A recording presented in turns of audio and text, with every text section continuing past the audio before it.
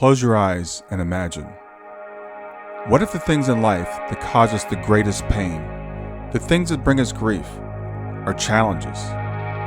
Challenges designed to help us grow, to ultimately become what we were always meant to be. We feel like we've been buried, but what if, like a seed, we've been planted? And having been planted, we grow to become a mighty tree. Now, open your eyes. Open your eyes to this way of viewing life. Come with me as we explore your true, infinite, eternal nature. This is Grief to Growth, and I am your host, Brian Smith. Hey there, everyone. I'm Brian Smith, and welcome to Grief to Growth. And whether this is your first time joining us or you've been with me for a while, I am so glad that you're here. This podcast is a place where you ask the big questions in life. Who are we? Why are we here? Where are we going? What happens when we die? All those types of things. And most importantly, how do we navigate the challenges of our life with hope and with resilience? And so today's episode is one you're not going to want to miss. My guest is Hans Wilhelm. He's a mystic, a spiritual teacher, and the creator of the wildly popular YouTube series, Life Explained. For more than 13 years, Hans has been producing visually engaging, thought-provoking videos that bring the spiritual laws of the universe to life, literally by drawing them out on the screen. With over 170 short videos watched by more than 20 million viewers, Hans is a gift for simplifying deep metaphysical truths in a way that resonates with seekers of all backgrounds. He's also the author and illustrator of over 200 books for people of all ages, with over 40 million copies sold and translated into 30 languages, including collaborations with Byron Katie. But today, he's not here to talk about his books. His mission is to go deeper, to help us understand the spiritual framework that underlies our lives, particularly when we face loss, when we face grief, and questions about death, dying, and the afterlife. So in this conversation, we're going to explore questions like, what is the true purpose of our life here on earth? How can understanding spiritual laws help us heal from loss? What happens to us after we die? And what role do grief, suicide, and mourning play in our soul's evolution? So whether you're grieving, whether you're spiritually curious, or you're simply looking to make sense of your experiences here on earth, Hans brings a gentle wisdom and clarity that may just shift your entire perspective. And after this is over, after the episode's over, you're done viewing it, go to grieftogrowth.substack.com to continue the conversation there. And with that, I want to welcome Hans Wilhelm.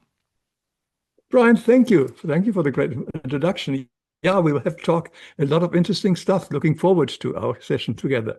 Lovely to meet you personally, and I admire the work you're doing and helping all those people who suddenly are confronted with something they didn't expect and how to deal with it. And very few people are actually prepared to handle situations like this, if and at all. Yeah, well, I'm one of those weird people that have always had these questions. I arrived on the planet about 5 years old, going, "What is going on here? Why am I here? What is the deal?" And I know for a lot of us, we don't ask those questions until we're kind of shaken out of the stupor it seems like we've all fallen into. So I know you got these hugely popular videos, but the one that really caught my eye is like, what's our life purpose? Because I think it's really interesting, right? Most of us go through our whole lives and we're like, why am I here? So how can you help us answer that? Well, I'd just like to mention that also, like yourself, I went through many spiritual paths. And for the last 40 years, I have been very much attached to a spiritual path that was given to us by a woman in Germany. Her name is Gabriele, and you see all the blue books behind me. She has got a huge library in Germany, which is called the Sophia Library. And this material, which really resonates with me after having done so many other spiritual paths. But this one works because it's in today's language, and it comes from the highest level of reality. And it is absolutely ingenious and simple. That's what I'm using for my videos. And in my videos, I illustrate basically these laws, the spiritual laws, like here, the law of karma, like somebody's hitting someone and it's stored in the soul, in the body, in the Akashic records, in the planets, from where it eventually returns in this or future lifetimes. When one sees this, it becomes so much clearer. And in this search, of course, I find also the answer for me, what is the purpose of my life or purpose for most lives? And Gabriel is very clearly, for the majority of people, we are here on planet Earth to undo our karma, which we have created in past lives. Now, it's not for everybody, but for most of us, Mm, because reincarnation is not a myth or whatever. It is a fact. And there's also something what Christ had taught in great detail and which was being taken out of Christ's teaching in the 5th century by Emperor Justinian. So we have reincarnation, which means we have lived many lives before, and we will probably live several lives after this. And our time here on planet Earth is very limited.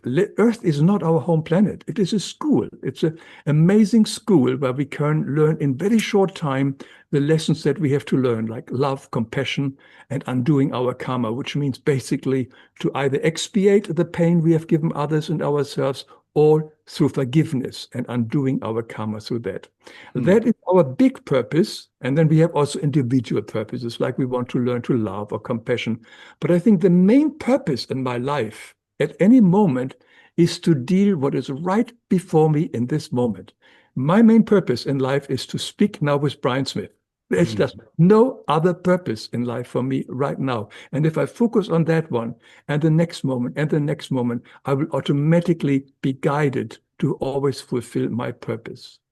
Does it answer your question in a way? Yeah, and it's really interesting. I love that because we sometimes think of our purpose like it's this big thing. It's something that's way off in the future. I love that. Like, let's focus on the moment. What can I do right here in this moment? And our purpose right now is to communicate with each other. And as we take those small steps that lead to that bigger purpose, if I understand you correctly.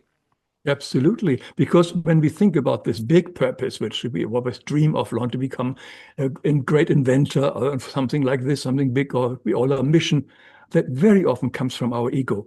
We want to be somebody important. We Mm, want to be somebody admired, respected, etc., etc. So these big plans of purpose very often come from not our highest self. Our highest self is here very humbly trying to do the very best to undo mistakes and help and serve others. That is a very simple but very powerful and not easy to fulfill kind of task, which all of us have. But when we have got these big pictures or big ideas of what we want to be, and when I achieve this, I want to be famous, and so on, that usually comes from our ego. But we can always return back where we are right now. Am I fulfilling my purpose right now by sitting here and mhm. scrolling through the computer and trying to avoid something like this, etc.? Or am I fulfilling doing something purposeful? And these are the smallest thing. Washing the dishes can be the most important purpose of my life if that is what needs to be done right now. I love that. I think it's beautiful. Let's talk about the idea of karma because karma means a lot of things to a lot of people. And you talked about, the idea of, I guess, maybe undoing some karma. So tell me what karma means to you. How would you define karma? My understanding is that we are the children of God, and whatever you will imagine God will be, I will not go into this. Everybody has a different image. Let's say that's God, whatever it is, energy, God, Father, whatever it could be, but Hmm. we are His children. And God is perfection, and God is love. And we are thus love and perfection in our true origin as well. Mm, And whenever we have deviated from our true essence, which is love, through thinking, acting, speaking, feeling, against the law of love, we have basically vibrationally removed ourselves a little bit from divinity. And that is like a shadow we have put on our soul, mm, the soul shadow. And that is basically the karma. So we have burdened ourselves every time we are not loving, kind, and yeah, not acting against, and we acting against or speaking against the law of love. And therefore, we have removed ourselves from source and we feel lonely, separated, but we have done it ourselves. God hasn't removed itself. God is in us anyway. But we think we have removed ourselves by continuously thinking, speaking, acting, and feeling against the law of love. And so basically, karma is all these kind of unlawful, unloving words, actions which we have done, which have to be undone one day because they are there. So how do we undo our karma? So the two things, either we do it through forgiveness, we forgive the person who has hurt us, or we ask for forgiveness for the person who has hurt. Christ said, our 70 times 70 we forgive and so on. It's a very important thing. Forgiveness eliminates the karma. Or if we can't do that, then sometimes we have to expiate the karma, which means it may flow through our body as an illness. It may come as a loss of job, a loss of something painful, a blow of fate. That can be karmic things which are coming back to us from the planets, because all the karma that we have uploaded over time is stored in the planetary system. That's where Mm. astrology originally comes from. So when these planets move or in a certain constellation or are full, then they download, like on a computer, the stuff back to us. But they always download it very carefully dosed. We never get too much. It's Mm. always in accordance to what can our soul bear at this moment. We may think it's too much, but it's never too much. But it is just carefully calibrated to what we can deal with right now in this lifetime. And there we have to either feel the pain that we have given others, ourselves, or nature, Mother Nature, or we can, through forgiveness, asking for forgiveness, for remorse, can undo this as well. That is basically my understanding of karma. Okay. And the system that you're talking about, the books that you've studied, the system you've studied, is that I hear some similarities to Christianity in there. Is this channeled material, or where does it come from? It is channeled material. Like if you just, is one of these books here, for instance, is Christ himself, the great cosmic teaching of Jesus of Nazareth, his apostle disciples who could understand them.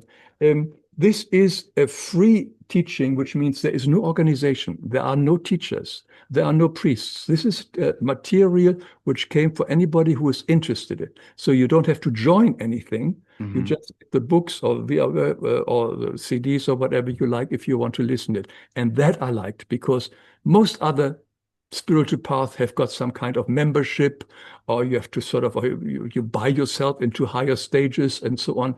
This is totally free, because the message here is freedom, freedom, freedom. We want to become free from everything that binds us to this world. And this means also become free of any organization and things like this, which sort of Hmm. try to control us. So this is really the path of freedom.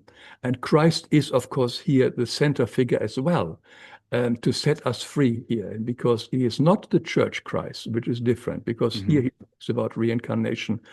And he is also the Christ who is in us, Mm. the by spark, and who can help us and comfort us and also can give us healings. And over the many, many years, I have used this information and also used it whenever I felt not well. It was quite amazing how this healing energy immediately penetrates the body if we know how to focus on it. And it can really, I just have amazing. To me, the proof is in the pudding. I've used this material. See, I've done a lot of other spiritual paths, and they were very interesting, wonderful, but Hmm. they never really made me change much. Here, for Mm. the first time, through the application and the simplicity, I felt I've made really changes in my life. So you talked about Christianity, and you mentioned the fact that a lot of Christians are going to like hear the word reincarnation and like, no, no, no, that's not Christian. Explain to people why when that was removed from the Christian teachings. Well, anybody who's interested in this can see my video on Christ taught reincarnation that goes into great detail about Hmm. Christ did speak reincarnation. It was a common belief with many Jews at the time. Christ mentioned Matthew and so on, several questions. What do people say I am? And says, you are born different prophets and so on. There are several quotes in the Bible referring it to. Christ spoke about reincarnation indirectly, but never so clearly. And that was a profound part of the early Christian origin and so on, all the teachings which we have clearly mentioned that they talked about reincarnation. But it was Emperor Justinian in the 5th century who wanted the better control. He considered himself as the ruler of the church. It wasn't the Pope, Vigalaris at the time. It was Justinian who thought he was the king and everything. So he ordered to take reincarnation out because he wanted total control over the people.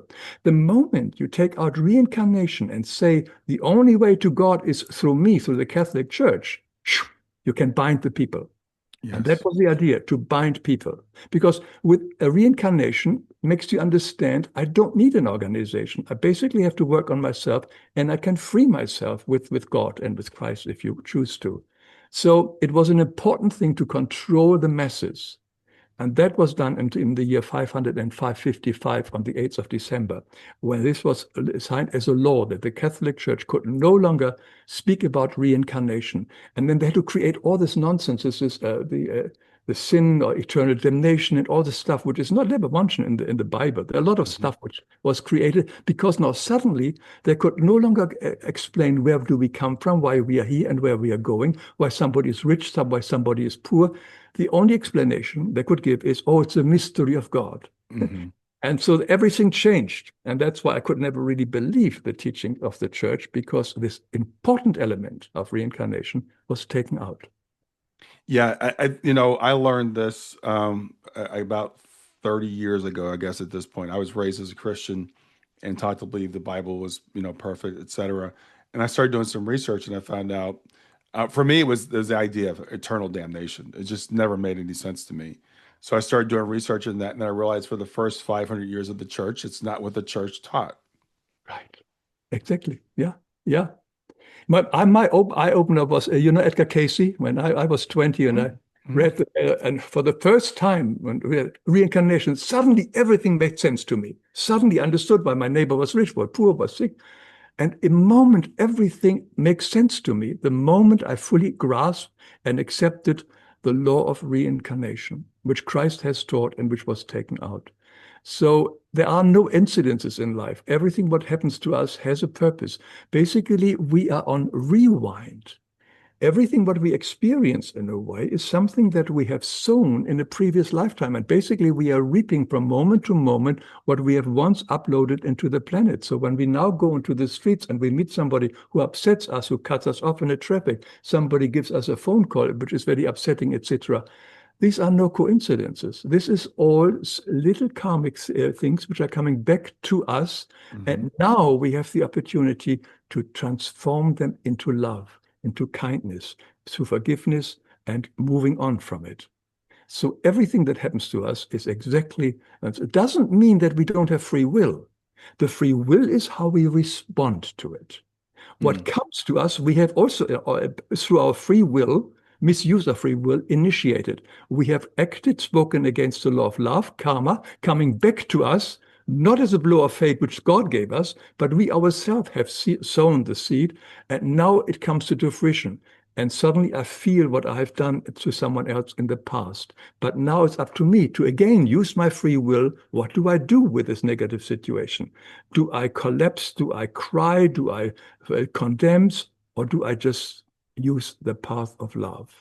So it's all in our hand. We are no robots. We have total free will from moment to moment of how to respond to any situation life gives us, or we give ourselves, basically. Yeah. Now you mentioned Christ a few times, and I'm going to ask the question that Jesus asked, right? Who do you say Christ is? But Christ is, Jesus was the human form of the Christ energy who came here as we would call the Son of God, Christ, and he incarnated here on planet Earth. His his intention was not to be crucified. That was only came later. But it was quite clear that the people at the time were not ready to take his lessons. And there was so much negativity that they had to crucify. And he did not die for our sin. This is another thing what the church has invented. But he did give us this Christ spark. Through his death, he gave us a spark in every soul in the lower purification spheres, which helps, which we call the Christ spark. And anybody interested, watch my video on the Christ spark, which is this spark which stops the chakras revolving backwards, which means undoing creation. We were so low, fallen so low, that if the Christ spark wouldn't have been given to all the souls, that would be eventually an undoing of creation. So all the chakras had to be stopped and before they're reversed. And that was what Christ's work was. But still, he said, you still have to carry your burden. I help you. You can put your negativity into my light and I will help you, and I will burn it off and I will change it from a negative to positive. But the step has to come from you. Not only believing in me doesn't help. You have to do the efforts. You have to forgive someone and ask for forgiveness. That is your step to do. And when you do this, I will do the rest. I will clear as much as I can from your soul burden. But the step is up to us. Plain only believing in Christ does not bring us anything closer, does not help us to undo our karma. Interesting. So are you familiar with Swedenborg? Yes, Okay, so what you just said reminded me a lot of what Swedenborg talked about when Jesus came, that we were at such a low point where like the hells were out of balance with heaven, and that Jesus came to kind of reverse that whole thing. So is that something you're familiar with? in that detail, not. No, I've read a lot of Swedenborg. Hmm. But yeah, that is basically, yeah, I just have it right on my desk. Yeah. Heaven and hell. Yeah. Yeah. Um, yeah, that's the fact. We have, well, very simply speaking, we were all in the absolute reality, and the Bible then speaks of the fall of angels. This Hmm. certain number of highly evolved, perfect spirit beings decided to make their own creation. And that's where karma came in. We make their own ego. Ego came in, became negativity, negativity, negativity. It became to the point of a dissolution of creation. I don't know how in what words Swedenborg uses, but yes. And Christ was the one who stopped it. Okay. That's why he is so very, very important and misunderstood. And the churches have totally turned this around to just only believe in Christ and you are saved. But yes, it's interesting that you mentioned that too. Yes. I'm just making a video on the afterlife of children, and I'm using many books, and also Swedenborg spoke a lot about the children's spheres, Oh, okay. the afterlife, and that's why I'm just having this book here lying here. So Yeah. no coincidence. Well, Yes, let's talk about these different spheres or realms. I did watch one of your videos where you talked about like the ultimate 7D realm, I think that we all come from. yes, And you talk about what we call the fall, which yes. was, I guess, the exercise of free will to say we're going to go do our own thing. Perfect. So what's your interpretation of the fall, for example? Well, you said it already in a few words. Yeah, there were well, we have got the seventh dimensional reality is very difficult for us to grasp. So we speak Yes. symbolic things like the demonic energies came and wanted to have their own kind of heaven, create their own heaven. And let's just leave it like this. Gabriel explains it in great detail of why it happened. But there was souls in the there was spirit beings who wanted to have their own kind of kingdom, and they left. And they left simply by no longer being loving and no longer being of service, because the highest form of love is service. Hmm. And they wanted just their own thing, their own thing. And as they removed themselves more and more, they were not aware of it, but their country became more and more selfish, selfish, selfish. And they started to fight with each other. And the more they fought with each other, the more they removed themselves from the absolute reality, from the highest vibration. Because we have to understand, it is all only energy and vibration. There is no real thing anywhere. Nothing is here. It's only vibration. Even God, even the absolute reality, even this glass of water, it's all vibration, energy. Mhm. There is no real substance to it. And you and I are also nothing but vibration. We are speaking about changes of vibration frequency. And that is basically what it is. We have removed of ourselves from the highest vibration, which is selfless love, unconditional, unlimited, all-inclusive, Hmm. and we have become selfish love, and that caused a crystallization to the point of matter where we are now living in. Hmm. That's in a nutshell. And there are many videos I've explained it in greater detail. When I draw it out, it becomes much, much clearer than when I use my limited English. Yeah, the illustrations are beautiful. They're actually they are very helpful. Yeah. It's interesting this idea of the fall, because I have a good friend who's Jewish, and we discussed this many years ago, and he was saying, well, the myth of Adam and Eve, leaving the garden, we talk about that, was really like man just not so much a rejection of God, but more like when your child leaves the house. We're just going to go out and do our own thing. So is the fall, is it a negative thing, as it's been portrayed in some traditions, or is it more of a just going out on your own? Well, I think what he is referring to is what a lot of New Age teaching says, that we are incarnating here to planet Earth to experience suffering and pain so that we grow as a soul. I'm sure you have Mm-hmm. that.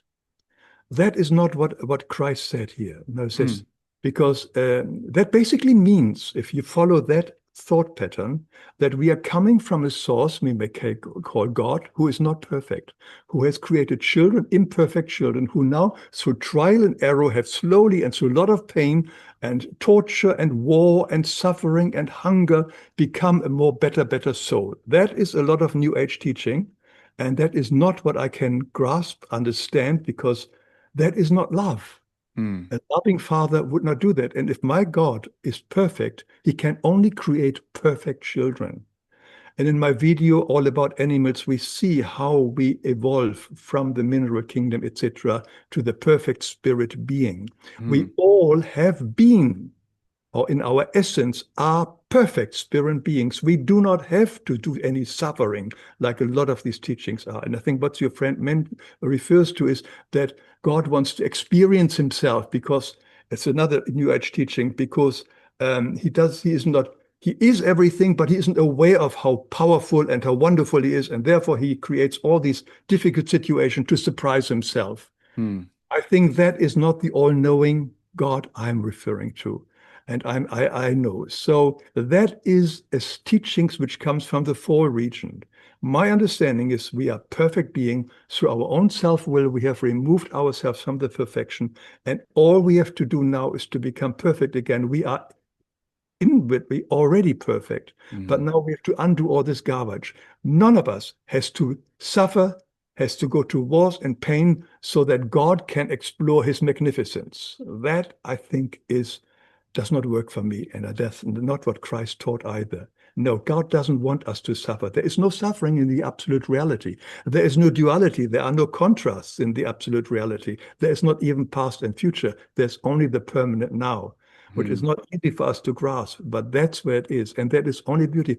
Now, people say, well, they maybe got bored, and that's why they left the spiritual reality. They think, I don't think so, because people forget when you are highest loving, your main goal will be service.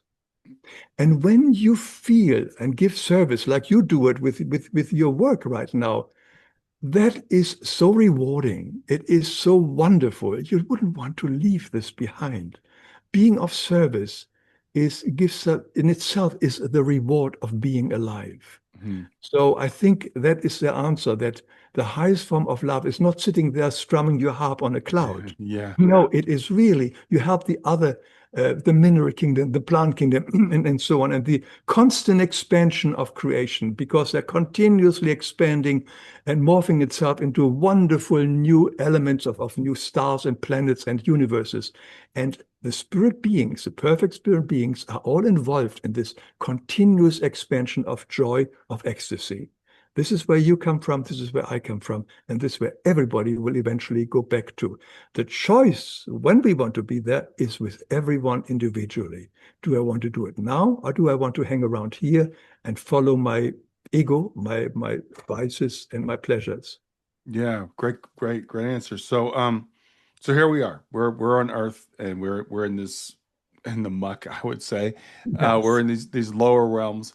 How do we find our way back? Is it something, do we have to go through thousands of lifetimes, or how do we get back? No, Christ is very distinct. Do not reincarnate. He said that. I mean, if you have to, if you want to, fine. But it's not the purpose. Is continuous reincarnation. What we have done over thousands of years, and some people have been here 1,000 times. That is not the will of divinity, Hmm. because Earth is new only a school. It's like you want to go to college again and again and again. Doesn't make sense. And this is college. This is a Okay. very unique and intense, amazing school and college. So you come here, you do what you have to do, and then you move on to the higher spheres. Now, many people don't use the time here, and some even get so even more involved in negativity and the temptations of this world that this may become more difficult for them. But it's not the goal for us to incarnate over and over again. Hmm. So he makes it very, very clear to us to make sure that this can be your last lifetime. And Christ and God is here to help you to find out from moment to moment, is your sensing, feeling, speaking, acting really in line? And in line with what? What we have been given for thousands. The Ten Commandments and the Sermon on the Mount, which includes the Golden Rule. Hmm. This is all what the Blue Book say, nothing else. There's Hmm. no big secret in it. God is, as I said, ingenious simplicity. The Ten Commandments, everybody knows more or less. The Sermon on the Mount, some have got an idea, but at least help those who are less fortunate, etc. And forgiveness, very Hmm. important. And the Golden Rule. So it is nothing difficult. It's nothing unknown. We know the laws. It's maybe difficult to follow them when our ego is so strong in the opposite direction. Yeah. So I've heard people say that it's really interesting, like when we die, like don't go toward the light because that's a trap. That's a reincarnation trap. What are your thoughts about, like you said, choosing not to reincarnate? Is it just a choice that we get to make, or how does that work? Well, whenever we die, um, then we will be guided by through our own vibration to the spheres we have to be. Now, Mm, I always say, look, when people says, "Oh, I heard about," no, don't go right into the light. You get reincarnate, you get trapped. I always say to one of the things, look at the person in the video or where you got it. It's YouTube information. Look at the persons into their eyes, and would you trust that person with your soul or with your money, and would you follow their advice? Because that is not the highest advice. mm, Light is there. Trust your own thing. People are always projecting what they fear. It's the fear of the person who brings out this information. right. If you have a close connection to divinity, to Christ, to God, whatever you may name, or even have it to your guardian spirit, if that helps you, then trust that more so than some kind YouTuber who has heard it and who wants to get higher rating by spreading more fear. I do not see any danger in this not going into the light. I think that is the personal fear of people who have shared it. And also, when before we incarnate, nobody is here against their own free will. We are shown, usually in the pre-birth process, and I have a video on that one, um, how our future life will be. Hmm. So all the difficulties, what will up the ups as well as the positive, the people we will meet, some of the other souls may reincarnate with us together. So we will be shown more or less, not to the detail, but what are the possibilities in this lifetime. And Hmm. we all agree to it. Nobody is here against their own consent. So that is in, but we can skip it. There are some souls, and this is absolutely true. It has nothing to do with the white light, but there are some souls who are so in love with this worldly life. They are famous, they're rich, they've got pleasure. They can't wait to continue that life, and they skip about this whole spiritual stuff. The next chance they see another birth somewhere, they force themselves to incarnate again. That is Mm. possible. There are Wow. quite many souls which incarnate as well very fast, and they usually are landing up in a very sad situation. So follow your inner guidance when you are moving on into the higher spheres. Connect with divinity, with Christ if you can, with God, with the guardian spirit. Watch out for those light beings. They will guide you and let them follow you. But don't be afraid about the white light. Yeah, thank you for that. Yeah, it's really interesting that some of the crazy teachings that are out there, and I wanted to just Look at basically, the teacher. Look at the teacher. Then you yeah, find the answer. And then ask your soul, do I trust that person? That's all yeah, I'm. yeah. I think it's really good advice. So people that listen to my podcast, a lot of people are here because they're going through grief. Mhm. They've lost a loved one. They're like, eh, and that just brings up all the questions we're talking about. Why am I here? Where did they go, etc. What would you say to someone that's here that's in grief? How can this be of help to them? You are the counselor. You know, find the right perfect words for that. I have never not been in that situation. It's very difficult. What my word comes from more from my understanding than Mm, from having gone through it myself, like you have gone through it. So yeah. I'm happy to share that what I know and understand, and hopefully it may be of work for somebody. But I believe that everybody dies right on time, which means whether you needed 3 weeks, 6 years, 60 years, 110 years. Everybody knows before we incarnate when we will die. This can be a very big surprise for the surviving family. In many cases, they don't know that a certain person is dying much earlier than they expected. And of course, that causes a major disappointment, major pain and suffering and grieving and mourning because it is against what we expected. We make to remind us that all our pain and our suffering is basically unfulfilled expectations.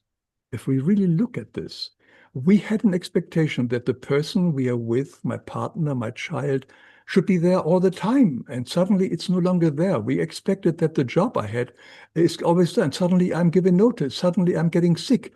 Whenever we are upset, we are basically dealing with unfulfilled expectations.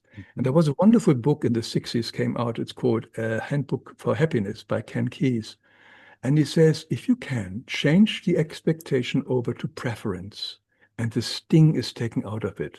Yeah. If we can say, I would have preferred that my son would have still be alive. I would have preferred my husband by my side. The whole energy shifts in us when we really understand that.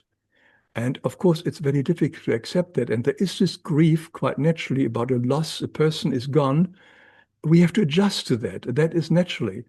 But the mourning is something different because the mourning comes often from our head. This is also often related to the life that we imagine we could have had still together, the life we should have had together. We imagined where the person or soul is, where I will be. So mourning is something different.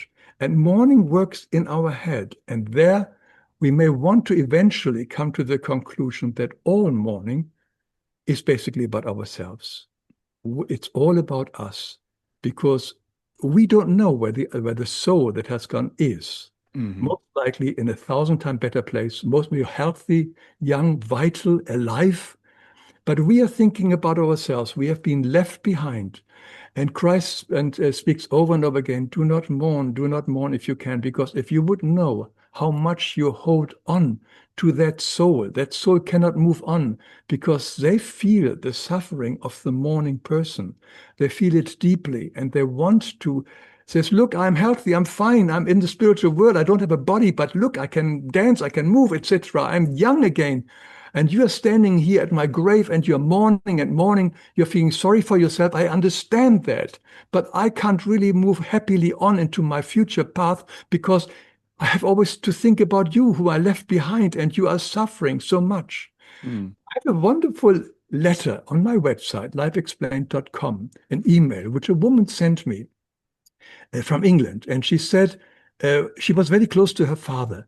And her father when her father died, she communicated with him all the time. Whenever she wanted to do something, buy a new dress, go out, she always closed her eyes and she could communicate. And they spoke with each other.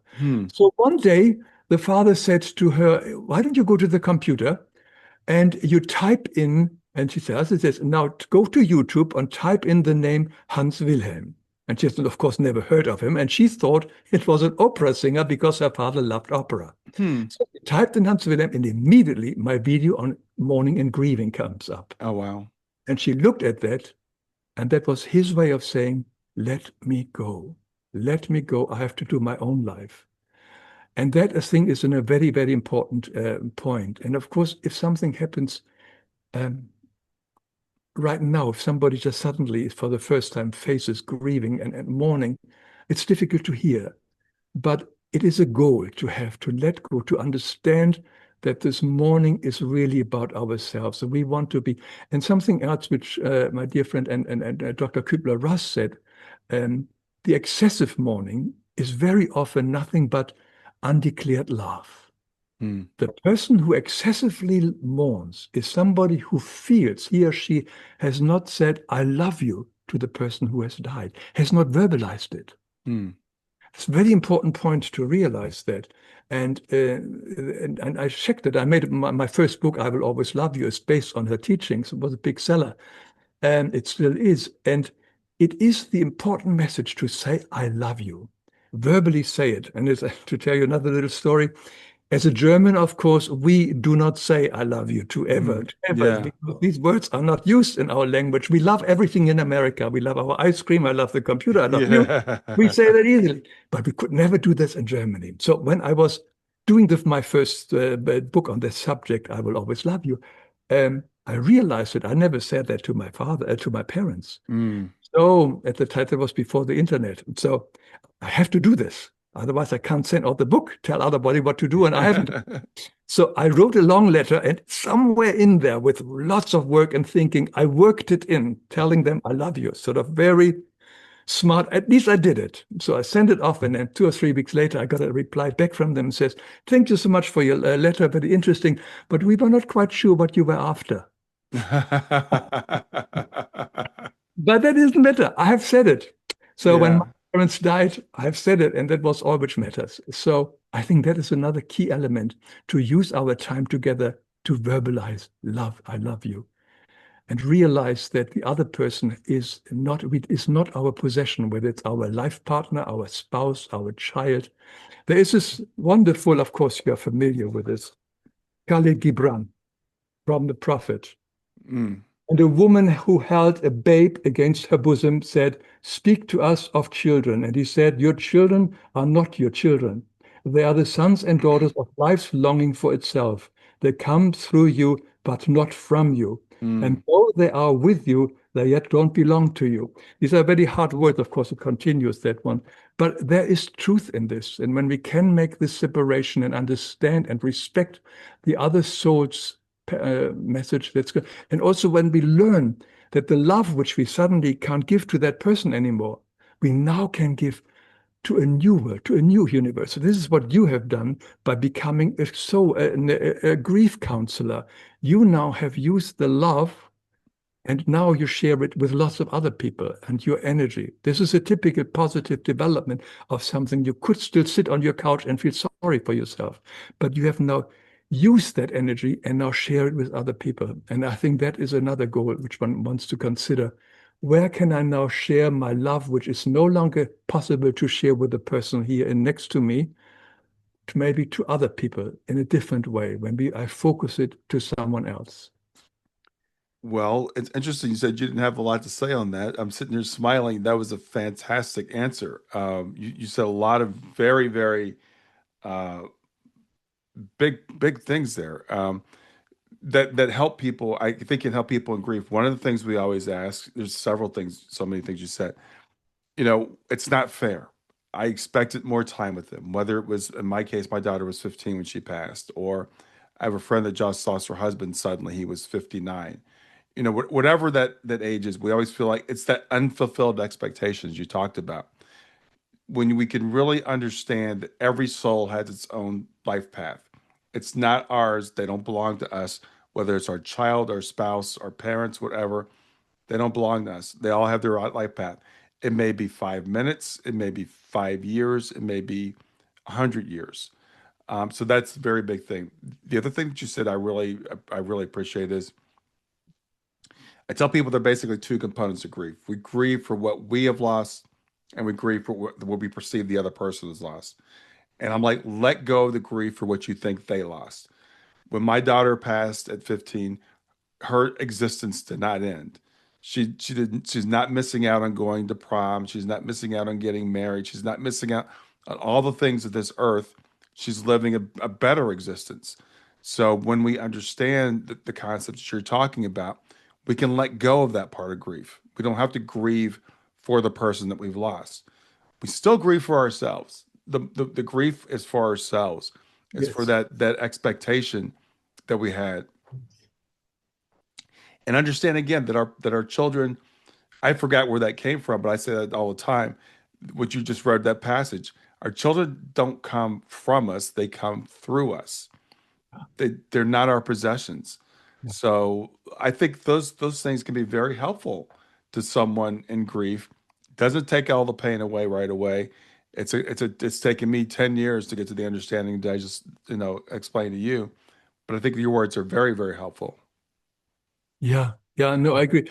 And there's something else Christ spoke very clearly about it, well, particularly when a young person dies and so on. And he said, yeah, some souls only have to incarnate for very small little soul burden, and then they're done.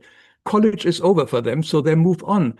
And remember, if they would stay on in this lifetime, like you probably would like to, they could, in this lifetime, find new ways of burdening themselves in this future life. They can go Mm, into drugs, whatever it is. This is all taken away from them. They no longer have the temptation of the earth pulling them back.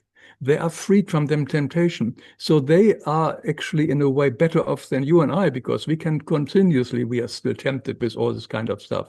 So it is a blessing for the soul as well to no longer be in this world, because this world is not easy. Of course, you think of all the wonderful things like graduation and things like this and prom and so on. But life is not graduation and prom. For the majority of people, life on earth is very, very difficult. We're living here in a relatively pleasant environment here in America, but the rest of the world has got a lot of difficult lives to go. And life is very, very tough. So, some people, many souls are better off not having to go through all this pain. So Yeah. when it dies early, if we really see it as a blessing, because in the absolute reality, on the higher spheres, all these things, these heavy things are not there to that degree.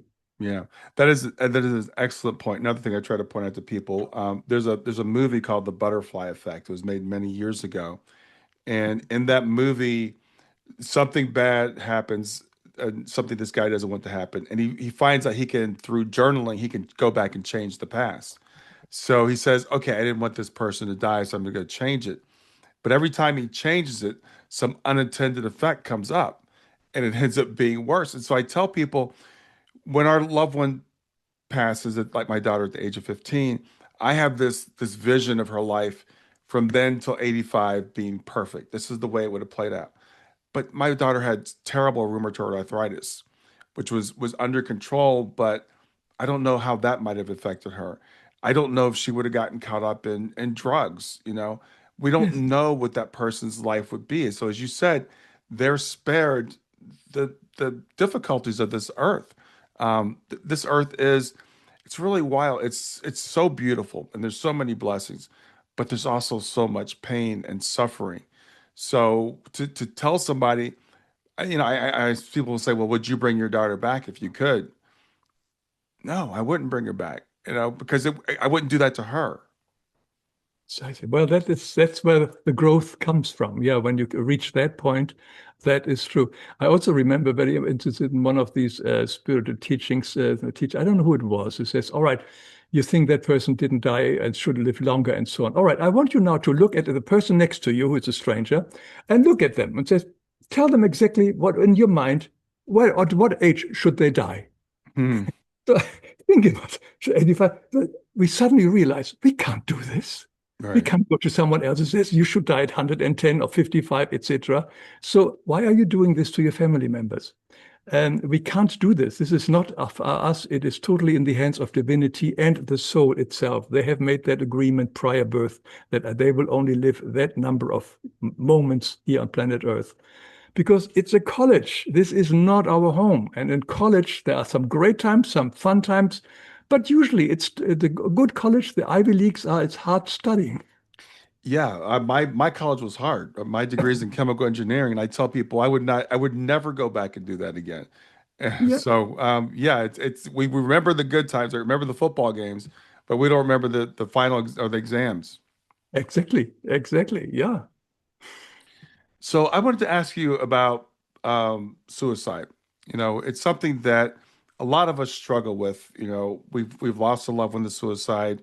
We think there's maybe punishment for someone who takes their life. What are your feelings on suicide? In the whole universe, there is no punishment. There are only consequences. But there is nobody punished. There is no God punishing them or anybody else. So punishing is definitely not possible. But there are only consequences. So suicide has consequences. And suicide means that I will cut off my prearranged time here on planet Earth and make it short for mostly for the reasons because I don't want to cope with what I have think I have to cope with right now. Hmm. And so to avoid the difficult situation I'm in. And there are many, many reasons. Now, some suicides, I understand, are predetermined before, but for the most part, it is not. We are cutting it off. We are thinking this burden which comes to me, what is it, my illness or whatever, is too much. I can't handle it. And therefore, I think if I don't exist anymore, then this will be over. And this is where a lot of these souls make a big mistake because there is no non-existence. The moment we do something as drastic as that, we exist on the other side. Hmm. There we suddenly realize, wow, I blew it. I just sort of should have stayed longer in college. Then I would have graduated, be over. Now I have to go back to college to learn the lesson again. I have to become a baby again, etc., etc., etc. I have to redo this whole lesson, which I cut myself off. So I really suffer from that point. Then it can also be that some souls, after they realize what they have done and how they have hurt the people left behind, who can't understand, and the people behind always feel awfully guilty. I should have seen this, that he's suicidal. We know it, what could have done. Right. The guilt is enormous of the surviving family members and friends. And when they see this from the other side, how their family members and friends are suffering from their suicide, they feel so guilty, so guilty, so guilty that they don't even see the angels around them to try to help them. And they can remove themselves into a very lonely space and isolated space because of their own negative feeling. They feel so low for them. They feel they don't deserve the love which still the spiritual beings around them want to give them. Hmm. And they do stay there until the originally officially planned date of death happens, and then they are more or less released from that moment. So they can remove themselves into that kind of sphere. But they always help us on the other side. And it's just not something to do because we basically what most people want, they just want to sleep for a while, for a few years until this problem is over. Hmm. But God, the life gives us only problems which we all created ourselves in the past, which we can handle. And we are stronger than we think we are because we are not alone. That is the important thing. We always have with us divinity. And I leave this as a big name. We can call it God. We can call it Christ, our guardian spirits. We are never, ever alone in life. Christ and God is in us. Christ says the kingdom of God is in us. So we have got this powerful thing in us. And when we ask for help from these divine sources, so much more is possible. And we ask for guidance and rely on that. It comes out of loneliness, feeling isolated, feeling removed from everything. And I will not mark it as something negative, but it does have consequences. And if we think through it carefully, it's not worth it because the moment you're on the other side, and every suicide person says it wasn't worth it because you have to redo, you have to relearn the lesson still, and you left so much pain behind of your relatives and your friends and unresolved situations there. So it is something which is very sad. And mm, but again, also the people who survive, the parents and family members of somebody who committed suicide, it's very difficult for them to go through this period. Now, that is a real heavy loss because here comes in an imagined guilt very often, Right. which sometimes when the child dies in an accident, you may not have that. But you definitely feel guilty, like you haven't seen the signal, you should have done something, and so on. And that's very difficult to overcome. And I don't have any clear answer to that. But that's something which these souls have to deal with, these human beings left here to deal with. And that can be long lasting pain and suffering, which again, only Christ or God can eventually help them if they take that heavy burden to the Christ and divinity in them, in a prayer, in a meditation, that may Hmm. help. Yeah. Does it answer your question, I think? It does, and I think it's a very compassionate, very thoughtful answer. It's one of those things that we struggle with. That there are some schools of thought that says, well, there has to be punishment. You know, they have to go to purgatory, have to go to hell or something. And I don't believe that, but I do believe that there could definitely be, as you said, consequences because it's just there is you're creating so much suffering for the people you've left behind, and I believe, and I think you believe that we've planned these lives, we planned some of these difficulties, and you know if you bypass them, I don't think anybody's going to send you back, but you're going to say, okay, well, I didn't do what I want to do, so let me go do it again. And the last thing I want to do is to do this again. So, you know, for people that are in there, you know, as you said, there's always so much help. There's so much spiritual help that we can get. And yeah, so I think it's a very thoughtful, very compassionate answer. To understand that we are never, ever alone, ever, ever, ever, ever alone, can say it over and over again.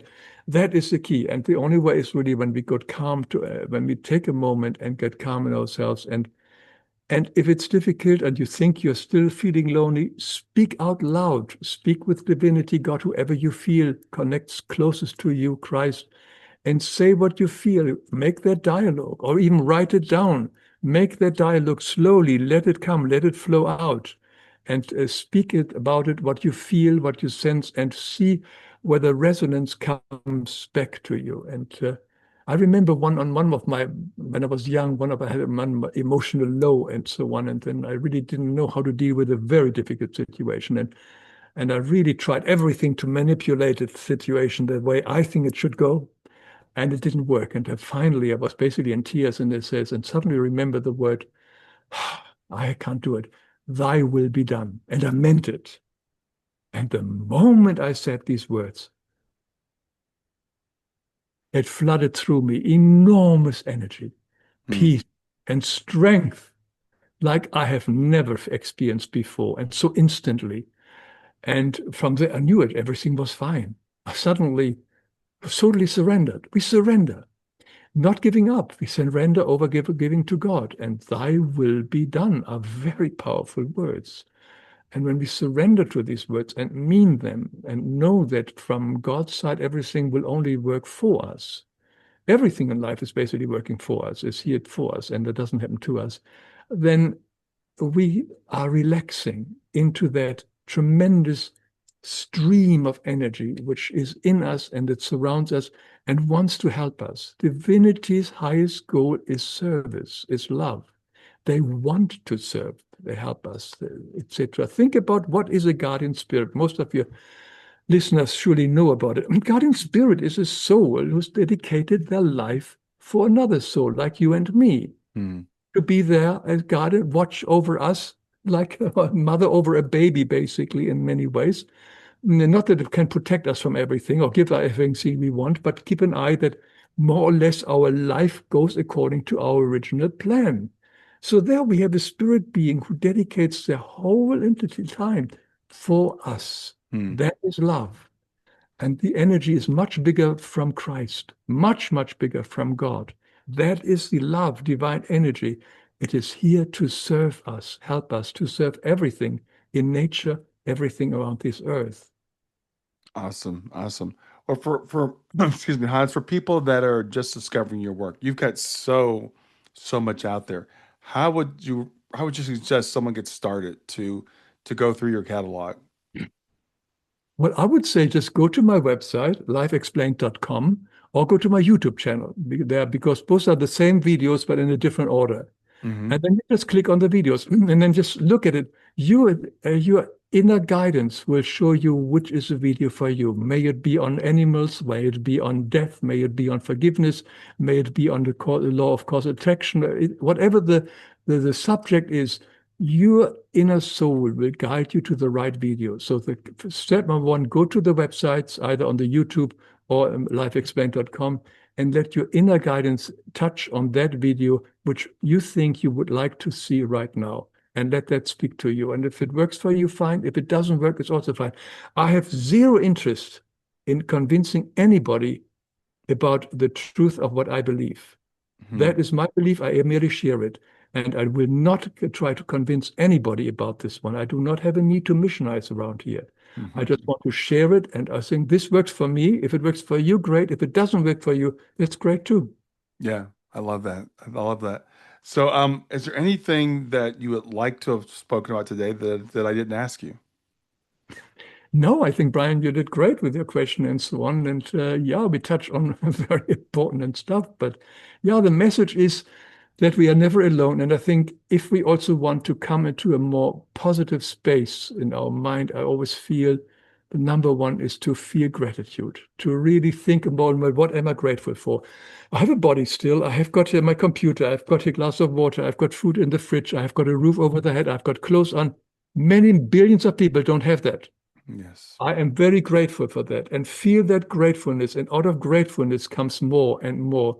Gratefulness is one of the most important energy to bring us back to who we truly are, because we are the children of God, and God gives us continuously, but we don't see all the gifts around us. We hardly acknowledge it. Mm. And when we sit here and acknowledge the immense gifts, which can material gifts like the computer, like whatever it is, it doesn't matter. It just makes us aware that we are much closer to divinity than we ever thought, because we are surrounded by gifts, our body included. Every cell of our body is a gift, and every friend and every person in our life is a gift. And we are never alone, even if we do not have friends. We are never alone ever. Yeah, I think that is a fantastic way to wrap up. So thank you so much for being here today. Thanks for sharing what you share. Remind people it's lifeexplained.com where they Mhm. can find you, and it's Hans Wilhelm. Thank you so much, Hans. Thank you, Brian. I wish you all the best. Thank you so much on a great show.